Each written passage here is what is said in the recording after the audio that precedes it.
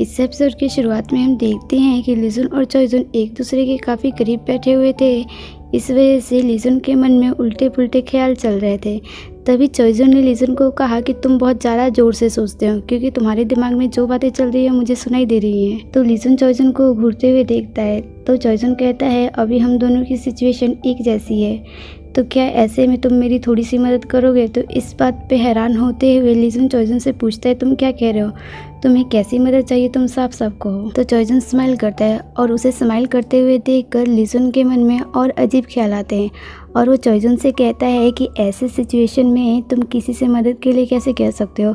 और वो उससे कहता है कि अगर तुम्हारी बॉडी किसी से अट्रैक्शन फील करती है तो क्या इस सिचुएशन में तुम्हें किसी की ज़रूरत होती है जो तुम्हारी मदद कर सके? क्या तुम्हें यही लाइफस्टाइल अच्छा लगता है? तो लीजुन की बातें सुनकर चॉयजुन कहता है कि मैंने ये एक्सपेक्ट नहीं किया था। तो लीजुन उससे पूछता है कि तुमने क्या एक्सपेक्ट नहीं किया था? चॉयजुन कहता है, यही कि तुम बहुत बड़े हो गए हो, लेकिन फिर भी तुम क्यूट हो। तो चॉयजुन की ये बातें सुनकर लीजुन थोड़ा सा नर्वस होता है और पैनिक होता है और वो चॉयजुन से दूर हो जाता है और इसके बाद वो अपनी आंखें बंद कर लेता है और चॉयजुन से कहता है कि तुम बड़े हुए हो, ना कि मैं। तभी चॉयजुन उससे कहता है कि तुम आंखें बंद करके कैसे कह सकते हो कि सामने वाला इंसान बड़ा हुआ है या नहीं?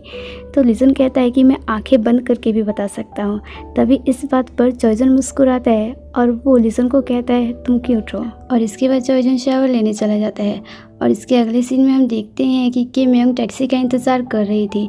तभी वहाँ पर चॉयजुन अपनी कार लेकर जाता है। तो कार के अंदर लीजुन को देखकर किम यंग कहती है कि ये कबूतर यहाँ पर क्या कर रहा है? तो लीजुन कहता है कि मेरा नाम कबूतर नहीं है, मेरा अपना एक नाम भी है। तभी चॉयजुन किम यंग को कहता है, कार में जाकर पीछे बैठ जाओ। तो किम यंग कहती है कि मुझे पीछे नहीं बैठना है, मुझे आगे बैठना है। तभी चॉयजुन कहता है कि तुम सोच लो, तुम्हें कार में हमारे साथ चलना है या फिर टैक्सी से आना है। और इसके बाद किम यंग कार में जाकर बैठ जाती है और वो कहती है कि मुझे पता नहीं क्यों इस कबूतर के साथ अनकंफर्टेबल फील होता है। तभी चॉयजुन कहता है कि तुम्हें अनकंफर्टेबल फील करने की ज़रूरत नहीं है जुन के साथ।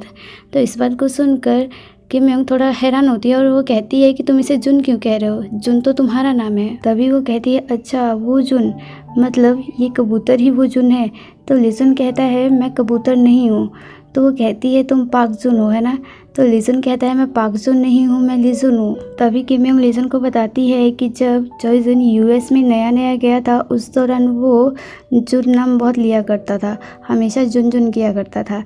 और वो कहती है कि पहले तो मुझे ये लगता था कि ये कोई गाना गा रहा है। और इसके बाद किम यंग लीजुन को कहती है कि तुमसे मिलकर अच्छा लगा और वो लीजुन से हाथ मिलाने के लिए हाथ आगे बढ़ाती है।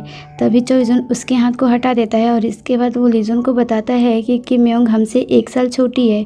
तभी किम यंग कहती है कि फिर मुझे इसे क्या कहकर बुलाना चाहिए?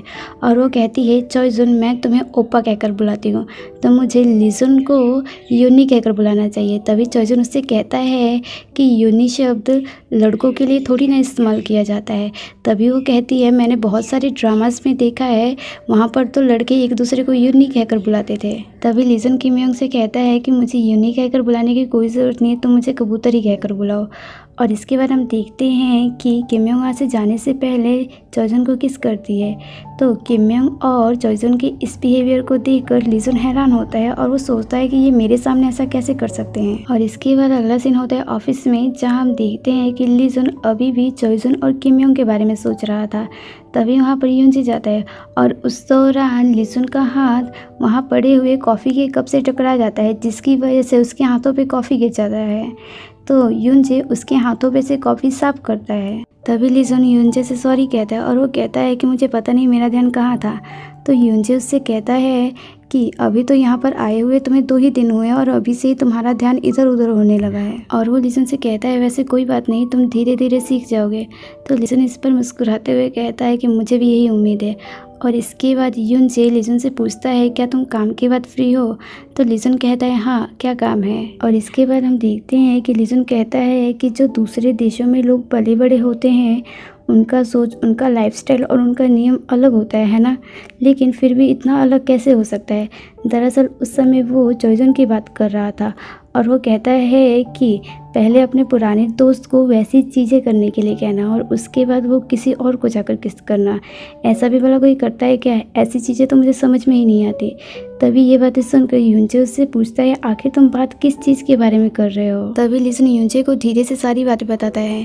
तो इन सब बातों को सुनकर यूनजे हैरान होता है।